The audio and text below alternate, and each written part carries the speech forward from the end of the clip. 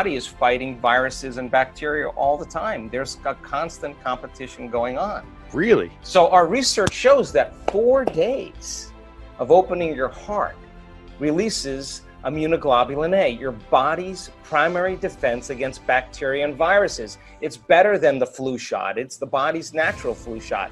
And that's the innate intelligence of the body saying, I got this, I got a lot of energy. In fact, I got a surplus of energy. In fact, I'm radiating energy, and now too much in my energy. outer world. Well, now my outer world is not controlling my inner world. My inner world now is functioning independent of what's going on in my outer world. And now, you're manifesting. You're manifesting. Now you got it. Now you're in a creative state. People are coming to you, yes. Right, exactly. Now you're a magnet. Now you have a field, right? And you have energy to heal. And our research shows that that field around your body will actually expand. You radiate more light and information. Cells are getting new information that are causing light to be exchanged between cells and information. Now the body's getting an upgrade. So that immunoglobulin A in 4 days went up 50%. So now we know that if it's going up 50%, that then the immune system was getting a new signal. And nitric oxide then causes another chemical to activate the arteries in your heart to swell. And now, just like when energy moves into your sexual organs and it swells with blood and you have energy there, the same intensity it moves into your heart. And now the heart is activated. And what do you feel? You feel an incredible amount of love. Yeah, and love. you feel whole. And now the more whole you feel, our research shows, then the less separate you feel from the things you want in your life, because you feel like you already have them. You only want things when you're in lack, but when you feel whole, then it feels like it's already happened. And that tends to be the exact emotion that causes those synchronicities and serendipities and coincidences to happen in our life. And you say to a person, what are you doing? And they're saying, I'm not doing anything. I'm just so loving happy. Life. I'm being myself. Right. Exactly. I'm free from the past. I'm free from my story of the past. In fact, I'm more connected to the energy of my future than I am to the energy of my past. I'm believing in my future more than I'm believing in my past. In fact, I'm more in love with my future than I am with my past. And the latest research on memory says that memory is creative, that in fact 50% of that story you embellish. People make up that story. Let me tell you why they make up that story. Because they excuse themselves for the fact that they haven't been able to change since that event. They'll have to make it sound worse than it really was. To make it harder to grow and change. So that they can reaffirm their limited sense of their inability to change. So then that story becomes more and more of a story, and it's less of the truth, because you got to work yourself up into a state. There were lions and tigers, and there was, there were helicopters, snowstorms, and everybody was firing bullets. Worse than you could possibly imagine. And then you got to feel that emotion, right? And then you're looking, it must have been really bad. Now that's your identity now. That's your identity. And the more you hold on to that identity of the past, the harder it is to become who you want to be in the future. Well, here's to answer the other part of your question when we started talking. How do you get that person out of their past? Yeah. Well, we need a week. It's not going to happen. You mean it doesn't happen overnight? No, I want them to come right up against their fear.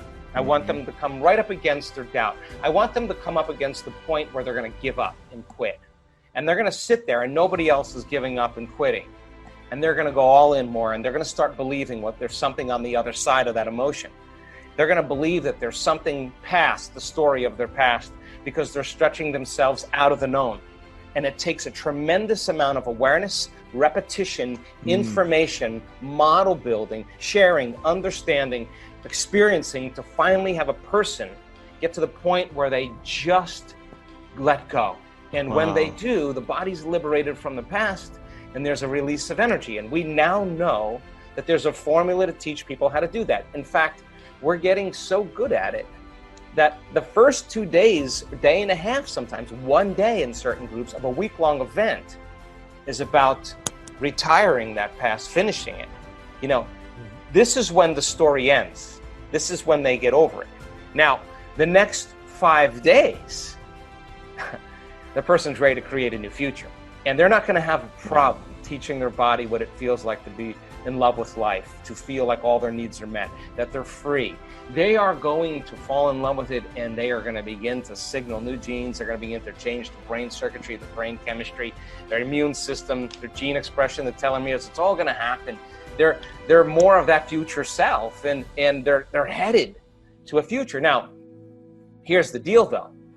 You got to be able to sustain that state when you return back to your life. That's the name of the game. You got to be able to, you got to bring the game into your life now, and no person, no circumstance, no condition in your life would cause you to feel the old way again. Because the moment you started feeling victimized, the moment you started feeling angry, you just returned to the old self. You disconnected from the energy of your future, and you're back to the energy of your past. Don't expect anything to change in your life. And if you'd say to me, well, it was because of that person, I'd say, you're back to the unconscious program of believing that your outer world is controlling your inner world. Now, the moment the person starts creating effects in their life and they start having those synchronicities and serendipities, now all of a sudden, they're going to realize what they're doing inside of them is producing an effect outside of them. And they're going to say, oh my God, I'm more of the creator of my life and the less of the victim I am of my life. And I wouldn't create getting that health condition because I'm creating everything in my life. And now they're not victims. And so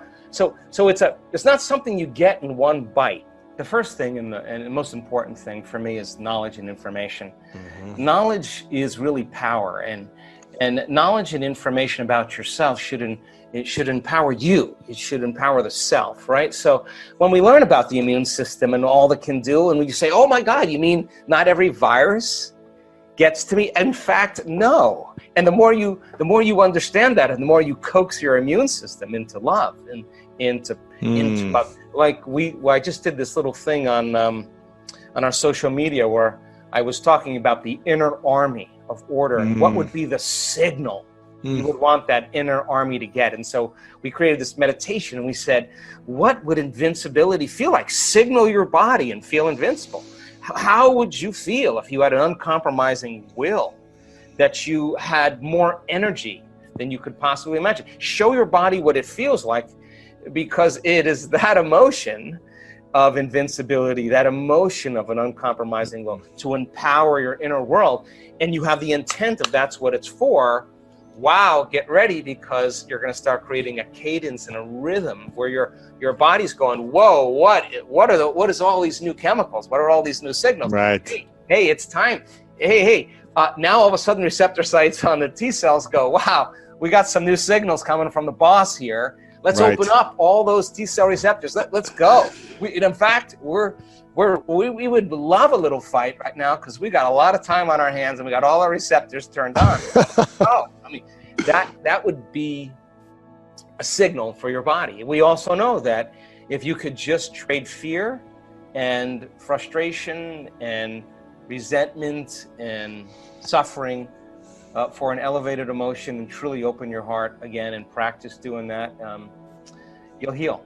You'll heal, because all healings happen in the heart, and we've seen some really incredible moments in the last year where people that were traumatized from childhood, that were abused sexually, physically, emotionally, that were suicidal, that had all kinds of health conditions, they came to the edge of that emotion that kept them connected to the past, and they were ready to give up in one meditation because they never had felt an emotion like this that they could remember, that it was so intense.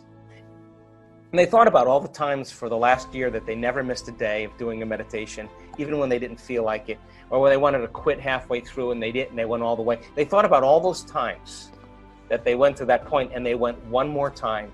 Really? And their words are always the same. And my heart blew wide open. And I look back at my entire past, and I don't want to change one thing in my past, because it brought me to this present moment. And I can see my betrayers. I could see the people in my life that had a hand in this. And I have nothing but compassion for them, because now the person is no longer viewing that past from the same level of consciousness. They're viewing it from a place of love, of wholeness.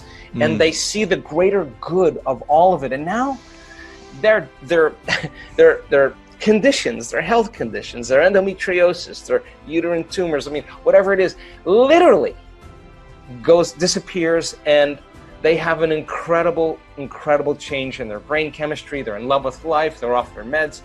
They're not suicidal. Why would they be? They're free. So it can happen in an instant when the